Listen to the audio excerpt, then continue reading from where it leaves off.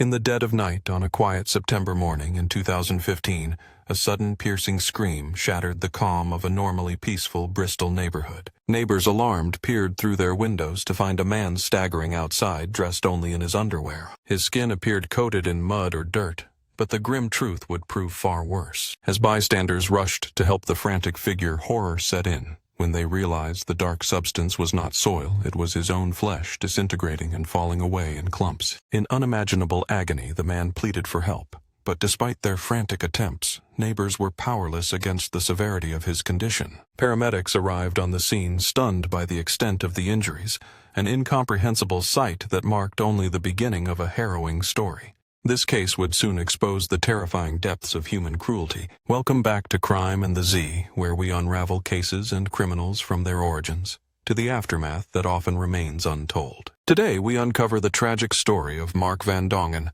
a gifted young engineer whose promising life was shattered by a toxic relationship turned violent. The horror of this case goes beyond the brutal act itself. It delves into the devastating consequences that followed, consequences so unbearable that only the unthinkable seemed like an escape. Let us explore this chilling story. If you appreciate our detailed recounting, please consider liking and subscribing to support our work. Now let's begin. Mark van Dongen was a Dutch national born and raised in the Netherlands. His father, Cornelius van Dongen, affectionately known as Kees, painted a picture of Mark as a compassionate boy, noted for his kindness, empathy, and boundless ambition. Even as a child, Mark's tender nature showed. He would return marbles to friends after winning so they wouldn't feel bad. As he matured, Mark pursued civil engineering in college, where he excelled academically. Driven and ambitious, he sought success in every aspect. He dedicated himself to both academic and professional achievement. After completing his studies, Mark relocated to Bristol in the UK, aiming to further his education and find work in his chosen field. This move marked a new chapter in his life. It was during this time that Mark met Berlina Wallace, a fashion student from South Africa, nearly 2 decades his senior. Their relationship began in 2010, initially filled with promise and rapid closeness. They soon moved in together, with Mark deeply invested, offering emotional and financial support to Berlina as they built their life. But cracks appeared as Berlina's behavior grew volatile and controlling. Friends and family watched in growing concern as Berlina's emotional manipulation and frequent angry outbursts escalated.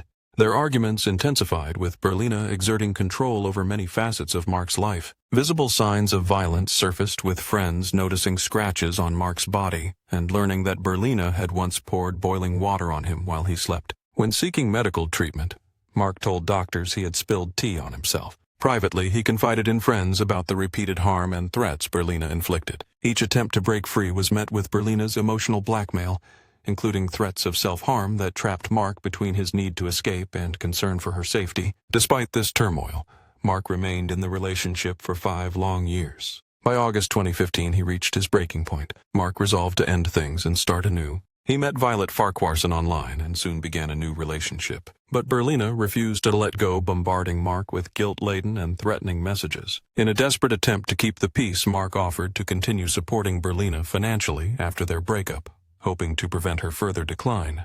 Yet her jealousy morphed into obsession. She escalated to stalking him and harassing both Mark and Violet with silent phone calls. Mark lived in fear, especially after Berlina threatened self-harm. A close friend revealed Berlina threatened to harm herself and frame Mark for it.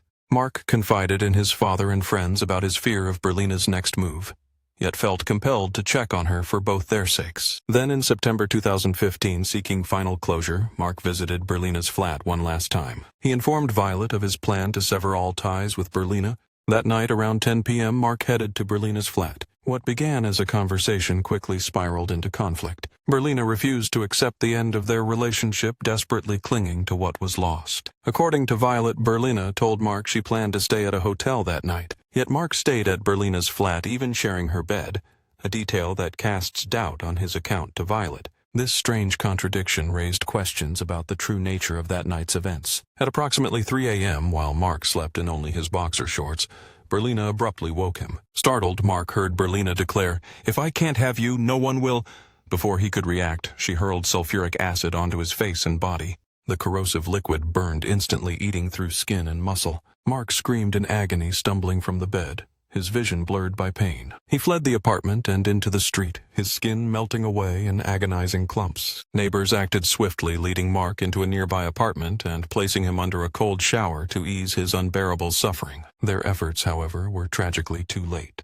By the time paramedics arrived, Mark was foaming at the mouth, blind and overwhelmed by unimaginable pain. One paramedic observed that the iris of his left eye had completely dissolved. To the emergency team, the scale of his injuries was nothing short of catastrophic. His face and upper body were ravaged by deep chemical burns, with acid relentlessly eating through skin and muscle. Mark struggled to speak, his words slurred as he gasped for each breath amidst the torment. His body convulsed in shock while acid residue clung to his skin, worsening the damage by the second. Despite his agony, Mark summoned the strength to name Berlina as his assailant. He pleaded with paramedics to check on his new girlfriend, fearing she might also be a target.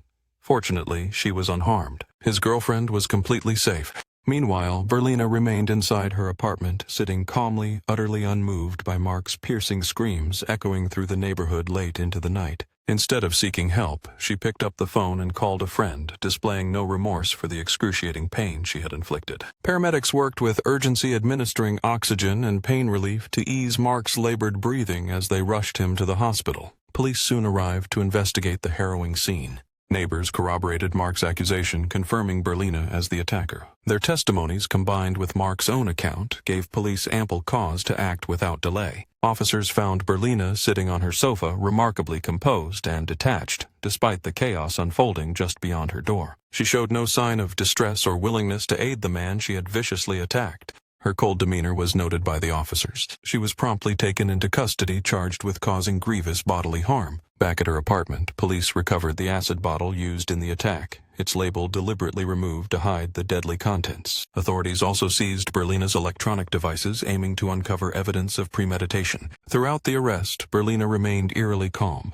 Under questioning, she claimed ignorance of the bottle's true nature, insisting she believed it contained only water. Meanwhile, the police deepened their investigation. What emerged was a chilling portrait of calculated planning and a disturbed mindset driving the assault. Interviews with Mark's friends and family uncovered Berlina's volatile and manipulative behavior, especially in the final months, including a prior incident involving boiling water. They revealed a pattern of escalating violence and control that ultimately exploded into this brutal attack. Further evidence came from Berlina's own admissions to therapists, acknowledging anger issues dating back to her teenage years and describing to a psychiatric nurse the year before the attack how an adrenaline rush from perceived slights made her feel capable of destruction. Then there was the acid purchase. On September 2nd, Berlina ordered a bottle of 98% concentrated sulfuric acid through Amazon. Upon receipt, she deliberately removed the warning label highlighting the acid's severe burns and eye damage hazard. Investigators asserted this was a calculated move to conceal the bottle's deadly contents from anyone unfamiliar with the substance. A thorough search of her devices revealed that choosing sulfuric acid was no accident. In the weeks before the attack, Berlina conducted 82 online searches related to sulfuric acid, exploring numerous websites detailing long-term injuries, physical damage, and case studies of previous acid assaults. This extensive research made clear the attack was far from impulsive. It was meticulously planned. Moreover, Berlina showed no intention to help Mark after the savage attack, as the acid inflicted unbearable pain and Mark writhed in agony. Berlina sat back indifferent, her callousness revealing the full extent of her malice. Every piece of evidence pointed to a deliberate, premeditated assault. Despite this, Berlina continued to deny any intent to harm Mark. She insisted she thought the bottle contained water and even suggested Mark had planted acid to trick her into drinking it. The investigators found it almost impossible to believe the initial claims. As the inquiry deepened, they uncovered a chilling detail. One of Berlina's internet searches led her to a source describing a scenario eerily similar to the acid attack accusation she leveled against Mark. Following the attack, Mark was placed in a medically induced coma where he spent 4 agonizing months in intensive care at Southmead Hospital with doctors battling to keep him alive. When he finally emerged from the coma, the devastating full extent of his injuries came into stark relief. Neuropathy had robbed him of muscle function. Paralyzed from the neck down, Mark could only move his tongue. The acid had burned so deeply into his lower left leg that amputation was the sole option to prevent further health complications. Despite all attempts to salvage the limb, The damage proved irreparable, leading to its removal below the knee. The corrosive substance had also ravaged his facial features. This left Mark partially blind and grotesquely disfigured. The moment he first glimpsed his reflection, the emotional impact was shattering. Overwhelmed, Mark uttered a desperate plea for death. He expressed that if this was his appearance, life was no longer worth living. Though supported by his father and medical staff, Mark struggled profoundly with his new reality. Communication became a painstaking effort as he used an alphabet board pointing to letters with his tongue. Slow and exhausting, this was his only means to convey his thoughts. The crushing loss of autonomy, combined with relentless pain, plunged Mark into a deep depression. His father Cornelius remained steadfast at his side, trying to lift his spirits, but Mark's emotional state deteriorated rapidly. Law enforcement documented the case with meticulous care, but the severity of Mark's injuries compelled officers to withhold any photographs from public view. In November 2016, Mark was moved to a care home in Gloucester, a place marked by appalling conditions. Cornelius made an 800-mile journey to see his son, only to find him neglected, covered in his own waste and crying out for help. The heartbreaking scene steeled Cornelius's resolve to remove Mark from that dire situation. With the assistance of friends, the family arranged a private ambulance to transfer Mark to Belgium, hoping for superior care. Yet even in Belgium, Mark's torment endured. The acid had eaten through membranes and bone, leaving gaping holes that caused incessant, excruciating pain. Though the Belgian medical staff did their utmost, the hospital lacked specialized wards equipped for injuries as severe as Mark's. It was as if every nerve was ablaze and the holes in his bones inflicted relentless agony. Despite some progress, including the ability to speak again, Mark's despair deepened.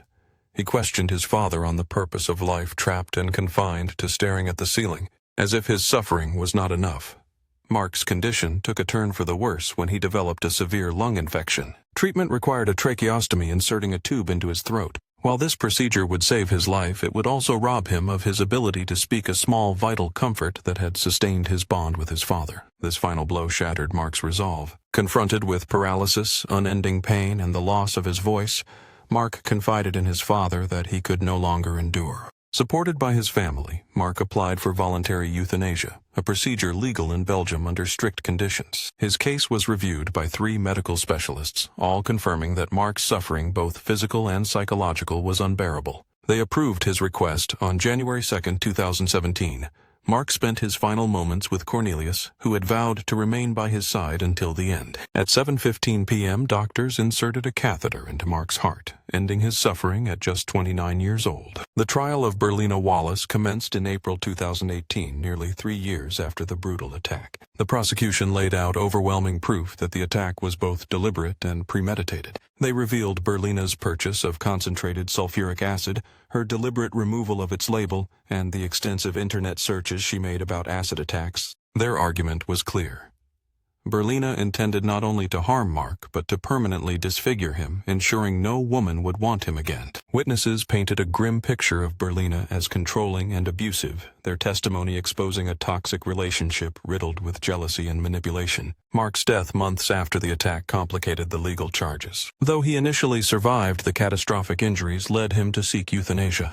The prosecution argued that Berlina's actions directly caused Mark's death, pressing a murder charge before the jury. However, with euthanasia involved, the jury faced the challenge of determining if her actions were the sole cause, or if other factors contributed. Berlina's defense claimed that since Mark voluntarily ended his life, she could not be held fully responsible for his death. Ultimately, the jury was unconvinced that Berlina met the legal standard for murder or manslaughter, delivering a not guilty verdict on both counts, leaving many in shock. They did, however, find her guilty of throwing a corrosive substance with intent, a grave charge carrying a significant sentence. During sentencing, the judge delivered a powerful indictment of Berlina's ruthlessness and the profound devastation she wrought. The judge stated that on September 2, 2015, Berlina purchased a liter of 98% concentrated sulfuric acid. Her intent was to use the acid to attack Mark van Dongen as an act of revenge after he left her for another woman. The label was deliberately removed from the bottle containing the colorless liquid, a warning that the acid inside caused severe burns and permanent eye damage. This act was meant to conceal the presence of the acid within the home. The assailant carefully chose the moment to strike. Mark van Dongen lay vulnerable and nearly naked, dressed only in boxer shorts, asleep in the shared bed of the apartment. He awoke but was afforded no chance to evade the merciless acid attack, which targeted his face first, then spread to his body. 2/3 of Mark's face and large portions of his upper chest, arms, and thighs were ravaged by the burns. Almost all of these burns were full thickness, affecting 1/4 of his total body surface area. Following extensive skin graft surgeries, over 40% of Mark's body remained affected by these devastating injuries. A burn surgery consultant confirmed there had been no comparable case with such extensive chemical damage. Mark endured 11 grueling months in intensive care. He underwent multiple complex operations. His left leg was amputated. He lost sight in his left eye, and his right eye sustained serious damage.